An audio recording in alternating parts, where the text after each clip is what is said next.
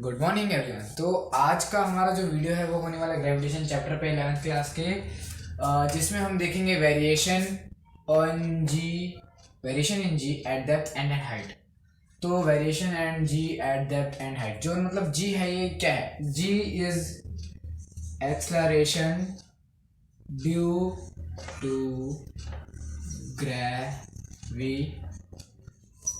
ये जो जी है ये एक्सेलरेशन ड्यू टू ग्रेविटी है। जैसे कि मैं कोई चीज़ ऊपर फेंकता हूँ तो वो नीचे आती है, तो इसमें जो एक्सेलरेशन ये जिस एक्सेलरेशन से आ रहा है उस वैल्यू को हम जी बोलते हैं, जिसकी वैल्यू भी हमें अप्रॉक्सीमेटली पता है, जो होती है 9.8 मीटर पर सेकेंड। इस स्पीड से हम किसी को भी ऊपर फेंकते तो नीचे आती है इसी स्पीड से। देन अब देखो क्या करना है, हमें निकालना है variation at depth and variation g की वैल्यू वेरिएशन मतलब वेरी करती है। जी की जो वैल्यू एक हाइट पे ज़्यादा होगी और एक हाइट पे कम होगी। जैसे कि अब मैं जैसे बात करता हूँ, अगर मैं किसी बहुत ऊंची बिल्डिंग में चढ़ जाता हूँ तो वहाँ पे जी की वैल्यू चेंज हो जाएगी। और कब मैं किसी नीचे मतलब अब मैं गड्ढा करके ज़मीन के अंदर घुस जाता हूँ, गड्ढा करके ज़मीन के अंदर बहुत अंदर घुस जाता हूँ, तो जी की वैल्यू चेंज जाएगी। मेरे पे ग्रेविटेशन ज़्यादा लगेगी, कम लगेगी, कैसे लगेगी, हमें ये देखना है बस, और कुछ नहीं देखना है इसमें। तो यहाँ से मैं अपना प्रूफ स्टार्ट करते हैं अपना। देन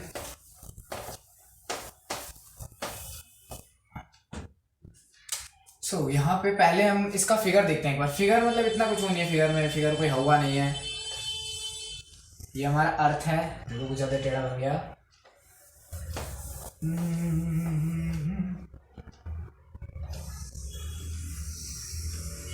ये अर्थ है हमारा, इस बार ठीक ठाक बना है थोड़ा, ठीक है, अर्थ है। तो पहले हम देखते हैं हाइट पे, ठीक है। ये हम देखते हैं, देखो पहले तुमसे एक बात बता देता हूँ, मतलब पहले एक बार जो होता है ग्रेविटेशन का फॉर्मूला क्या होता है। ग्रेविटेशन फोर्स कौन सी लगती है? फोर्स होती है हमारी, फोर्स इज इक्वल्स टू में जी m1 m2 upon are square, ठीक है। ये दो मास हैं, यहाँ पे हर एक मास एक दूसरे को खींच रहा है, बट बहुत कम फोर्स है। अर्थ का देखो, अर्थ का मास कितना बड़ा है, और अर्थ के मुकाबले हम एक चींटी के बहुत छोटे हैं, बहुत छोटे। तो अर्थ के मुकाबले हम बहुत छोटे हैं, तो अर्थ हमें अपनी तरफ खींच के रखती है। तो इन दोनों के बीच में डिस्टेंस r है, और ये मास m1 है और ये m2 है, तो दोनों के फोर्स में आएगा g m1 m2 upon are square, ठीक है। यहाँ तक क्लियर? अब देखो, आप पहले हम निकालते हैं एट हाइट पे। एट हाइट पे मैं मान लेता हूँ मैं चढ़ गया किसी ऊंची बिल्डिंग पे, इन द सेंस ये देखो, मान लो ये अर्थ का सरफेस है और मैं अब यहाँ पे हूँ, तो मेरे पे ग्रेविटेशन फोर्स क्या लग रही होगी? तो मैं देखते हैं, मैं चला गया एच हाइट पे, ये एच हाइट, ठीक है। और एक और चीज, जो अर्थ है वो हर एक चीज को अपने सेंटर की तरफ खींचती है। वो तो हम इसके परत, यहाँ पे इतनी मोटी परत है अर्थ की, मतलब वो तो पढ़े होगा अपनी ज्योग्राफी में। अर्थ का जो सेंटर है ये हमेशा अपनी तरफ खींचता रहता है। जो अर्थ की रेडियस है, ये अर्थ की रेडियस है आर ई। अर्थ की रेडियस हमें अप्रोक्सीमेटली पता है 64 किलोमीटर। ये अर्थ की रेडियस है, अप्रोक्स है ये, मतलब करंट नहीं है। वैसे तो अर्थ का रेडियस हो नहीं सकता क्योंकि अर्थ थोड़ा सा शेप चेंज, पूरी स्फीयर नहीं है। तो यहाँ से देखते हैं, ये आर ई हो गया हमारा, ये हमारा आर ई है, इसको मिटा देते हैं यहाँ से, दिखने थोड़ा सा नहीं होगा, ठीक है। अब देखो, मान लेते हैं मेरे पास एक मास m है, मास m यहाँ पे है मेरा, ये अर्थ का मास है, ये m ही है, m ए, देन ये मास m है, ठीक है। तो देखो, अब हम जब भी फ्री बॉडी डायग्राम बनाते हैं, जैसे कोई बड़ा ब्लॉक है, यहाँ पे ब्लॉक रखा है अर्थ पे, तो इसका मास m है, तो इसका बॉडी डायग्राम हम ऐसे बनाते हैं mg, ठीक है। तो इसका भी वैसे बनेंगे, तो यहाँ पे mg फोर्स नीचे लगेगी, और वो फोर्स किसके इक्वल होगी? फोर्स किसके इक्वल होगी? ग्रेविटेशन फोर्स के इक्वल होगी। देखो ना, यहाँ पे फोर्स इस फोर्स से खींच रही है, वही फोर्स इसके इक्वल होगी। देखो mg, मेरे पास सुनते हो, mg इज इक्वल टू में g m1 और me का का स्क्वायर, और ये m है, सॉरी m1 नहीं है। तो देखो ना यार, जिस फोर्स से नीचे आ रहा होगा उसी फोर्स से ये भी तो उसी को नीचे खींच रहा होगा ना। जो फोर्स इस पे नीचे लग रहा होगा वही फोर्स, वही तो ग्रेविटेशनल फोर्स है। ये जो mg लग रहा है यही तो है ग्रेविटेशनल फोर्स।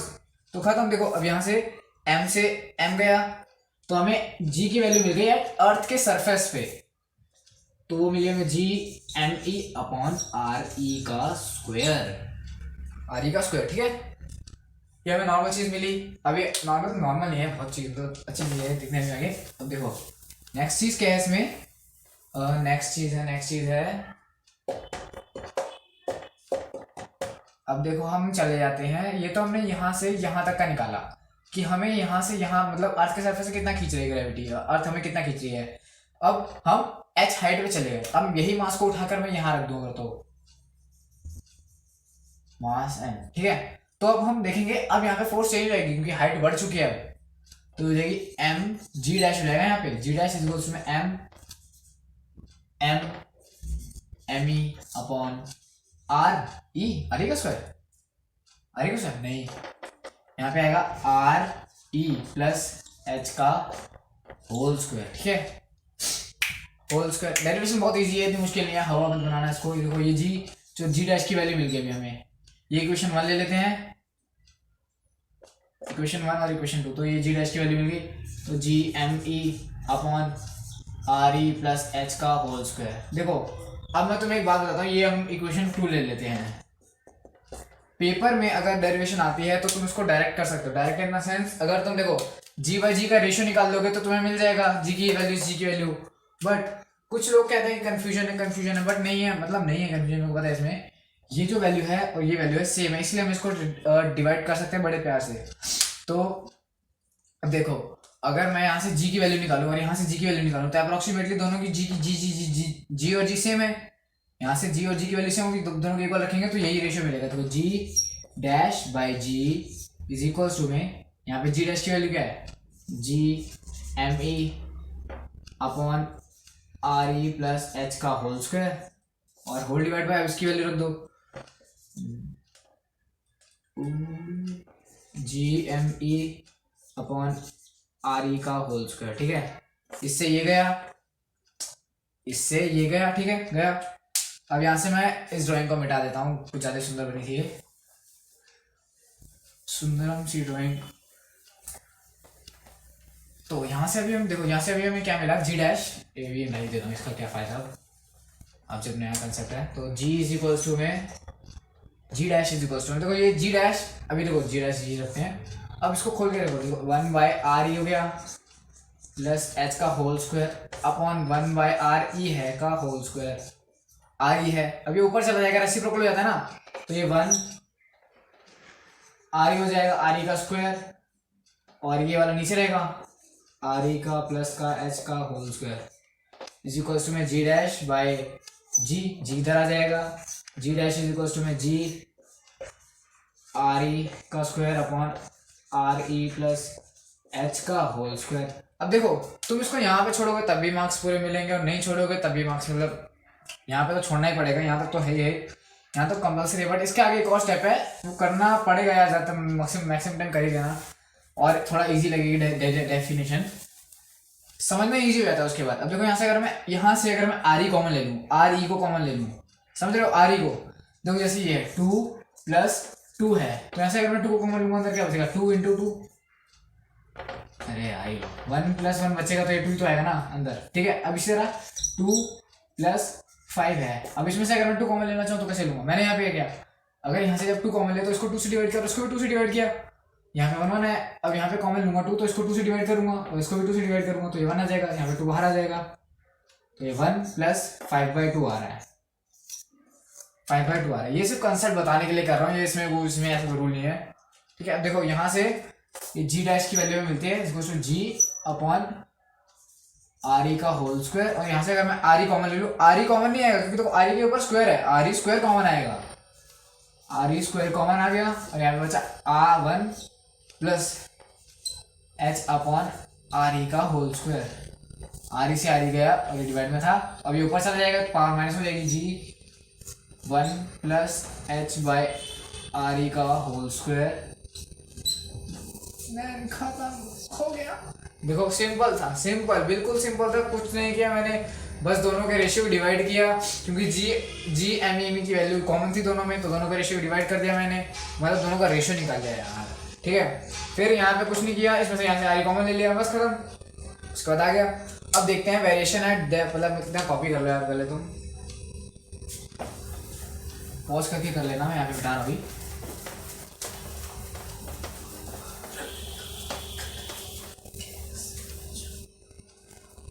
तो यहाँ पे आता है, अब हम बात करते हैं एट डेप्थ की,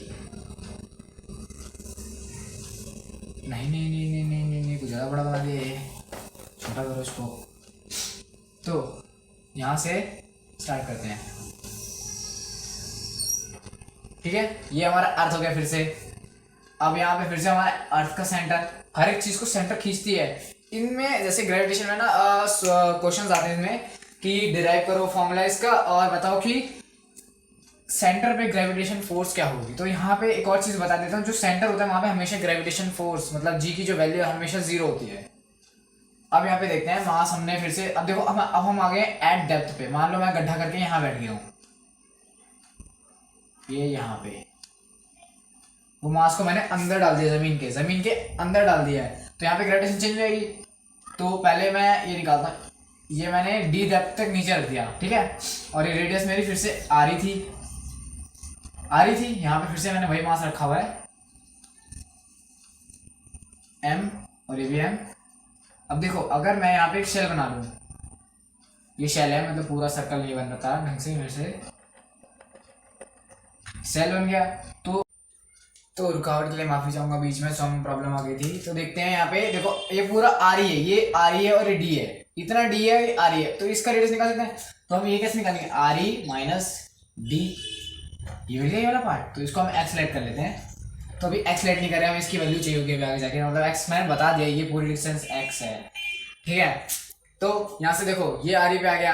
अब यहाँ पे ग्रेविटेशन फोर्स क्या लग रही होगी, अब देखो यहाँ पे हम इसका मास और इसका मास अलग होगा, इस पूरे का मास और इस छोटे वाले का मास अलग होगा। तो इसका मास हम एम ही लिखते हैं, ये मास ऑफ अर्थ है, और इसका मास हम कैपिटल एम से डिनोट करेंगे।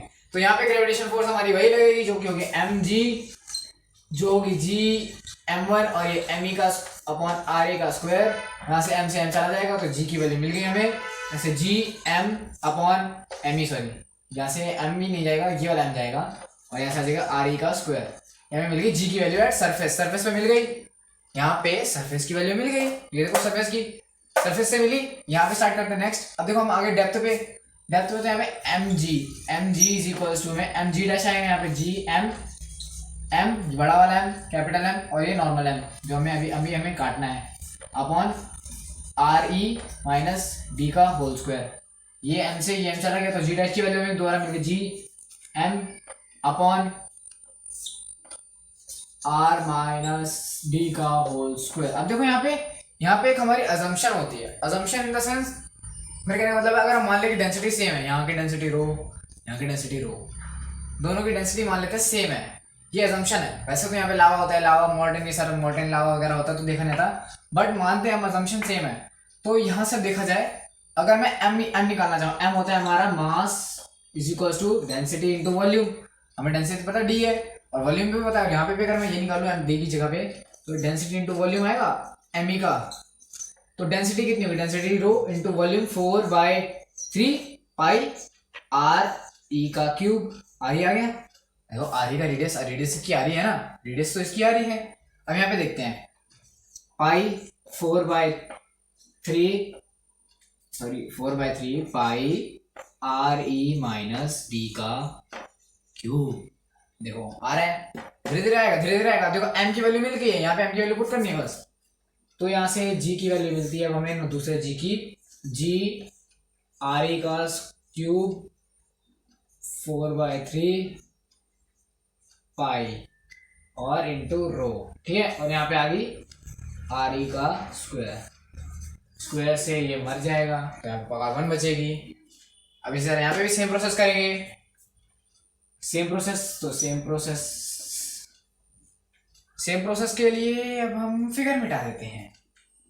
फिगर को मिटाना बहुत जरूरी है, नहीं तो फोर्स क्वेश्चन नहीं होंगे।